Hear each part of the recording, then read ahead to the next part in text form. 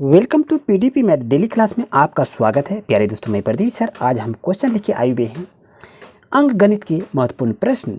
तो जैसा कि देख रहे हैं कि एक आयताकार डिब्बा 90 सेंटीमीटर लंबा, 50 सेंटीमीटर चौड़ा एवं 1 मीटर ऊंचा है, उसका आयतन क्या होगा। तो जैसा कि जान रहे हैं आपके पास इस तरह से डब्बा बना हुआ होता है और ये डब्बा जो है इसकी लंबाई, चौड़ाई, ऊंचाई सभी कुछ दी हुई है। तो इसका हम लोग कैसे फाइंड आउट करेंगे, तो ये हमको निकालना है।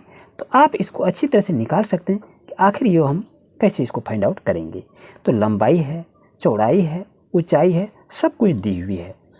तो चलिए इसका ऑप्शन भी आपके पास है, आप अपना प्रैक्टिस भी कर सकते हैं। चलिए इसको देखते हैं। दोस्तों मैं आपको बता दूं, यहाँ आप बात करें, ये आपकी लंबाई है। लंबाई कितना है? 90 सेंटीमीटर है। मैंने यहाँ पर क्या किया, 90 सेंटीमीटर को लिखा। चौड़ाई है, तो चौड़ाई कितनी दी हुई है? चौड़ाई 50 सेंटीमीटर का है, तो मैंने यहाँ पर चौड़ाई 50 सेंटीमीटर को भी लिख लिया। ऊंचाई की बात यदि करें तो ऊंचाई भी दी हुई है। ऊंचाई कितना है? 1 मीटर है। बस यहाँ तक समझने में कोई दिक्कत नहीं। लंबाई, चौड़ाई, ऊंचाई सभी दी हुई है, जो हमने लिख लिया। अब इसमें करना क्या है, यदि यहाँ पर मीटर में है तो इस सेंटीमीटर को मीटर में करेंगे, ये भी सेंटीमीटर को मीटर में करेंगे। यदि यह 90 सेंटीमीटर है, इसको यदि हम मीटर में कन्वर्ट करेंगे कितना होगा? 0.9 मीटर होगा। यहाँ 50 सेंटीमीटर है, यदि इसको हम मीटर में कन्वर्ट करेंगे तो क्या होगा? 0.50 मीटर होगा। और ये तो एज ए लाइक आपका 1 मीटर तो दिया हुआ है। देखिए सभी को हमने मीटर में कन्वर्ट कर दिया है इसमें से। अब इसका हम क्या करेंगे, आयतन को निकाल सकते हैं। चलिए इसका हम आयतन को भी निकाल लेते हैं। आयतन इक्वल टू क्या होता है? लंबाई गुना चौड़ाई गुना ऊंचाई होता है। लंबाई गुना चौड़ाई गुना ऊंचाई होता है, यही तो सूत्र होता है, आप तो जान रहे हैं। तो चलिए यहाँ देख लेते हैं क्या है। लंबाई कितना है? 0.9 मीटर। 0.9 मीटर को लिखा। ब्रेथ कितना है? 0.50 मीटर का है। और यहाँ देखें हाइट कितना है? 1 मीटर है, तो 1 मीटर को मैंने लिख लिया। अब दोस्तों यदि सभी को हम गुना करेंगे तो 9 पचे 45 होगा, यानी हो जाएगा कितना? 0.45 घन सेंटीमीटर। घन मीटर, घन सेंटीमीटर नहीं, घन मीटर, क्योंकि मीटर में हम कन्वर्ट किए हैं। तो ये आपका क्या होगा? ये घन मीटर, यानी 0.45 घन मीटर इसका आंसर होगा। तो ऑप्शन नंबर कहाँ पर देखें, तो ऑप्शन नंबर बी दोस्तों आपके लिए सही आंसर होगा। कहीं भी कोई दिक्कत नहीं होनी चाहिए। लंबाई आपके पास यहाँ सेंटीमीटर में है, यहाँ भी सेंटीमीटर में है, यहाँ मीटर में है। तो इस दोनों को क्या किया, हम मीटर में चेंज कर दिए। और इससे आयतन निकालना है तो उसका आयतन को मैंने निकाल लिया। तो आयतन इक्वल टू क्या था? लंबाई गुना ब्रेथ गुना हाइट होता है। तो सबको गुना कर दीजिए ना, आपका आंसर आ जाएगा।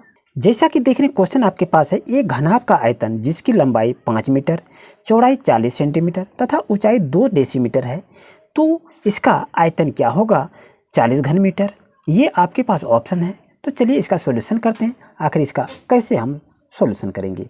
तो जैसा देख रहे हैं आपका घनाभ है, तो यहाँ पर लिख लीजिए घनाभ का आयतन। क्या लिखेंगे? घनाभ का आयतन बराबर क्या होता है? लंबाई गुना चौड़ाई गुना ऊंचाई होता है। तो यहाँ पर देखें लंबाई, चौड़ाई, ऊंचाई सभी दी हुई है। तो यहाँ पर हम लिख लेते हैं लंबाई आपका है 5 मीटर, चौड़ाई आपका है 40 सेंटीमीटर, फिर ऊंचाई कितना है? 2 डेसीमीटर है। यहाँ पर लिखा हुआ है 2 डेसीमीटर। अब यहाँ पर देखिए, यहाँ पर सब दिया है। ये लंबाई 5 मीटर, चौड़ाई 40 सेंटीमीटर और ऊंचाई 2 डेसीमीटर है। मैंने वही लिख लिया इसको। अब यहाँ से देखें तो इसका सॉल्यूशन आप करते चलिए। ये आपका मीटर में है, एज ए लाइक ये आपका मीटर में रहेगा। दोस्तों याद रहे, ये आपका 40 सेंटीमीटर है, तो इसको आपको मीटर में बदलना होगा। इसको मीटर में बदलने के लिए क्या हो जाएगा? यहाँ 0.4 मीटर हो जाएगा दोस्तों। अब ये गुना है और ये 25 सेंटीमीटर में है, तो 25 डेसीमीटर में है। 25 नहीं, 2 डेसीमीटर में है। यहाँ लिया है 2 डेसीमीटर। तो यदि इसको हम मीटर में कन्वर्ट करेंगे तो क्या होगा? 0.2 मीटर होगा दोस्तों। अब देखिए आपका सॉल्यूशन क्लियर आ चुका है। क्या करेंगे? 5 और 0.4 और 0.2 को क्या करेंगे? गुना करेंगे। इसको क्या करेंगे? आप गुना कर लेंगे। गुना करने के बाद दोस्तों आपका आंसर हो जाएगा। तो क्या करेंगे? 5 और 20 दूनी 40 आपका हो जाएगा।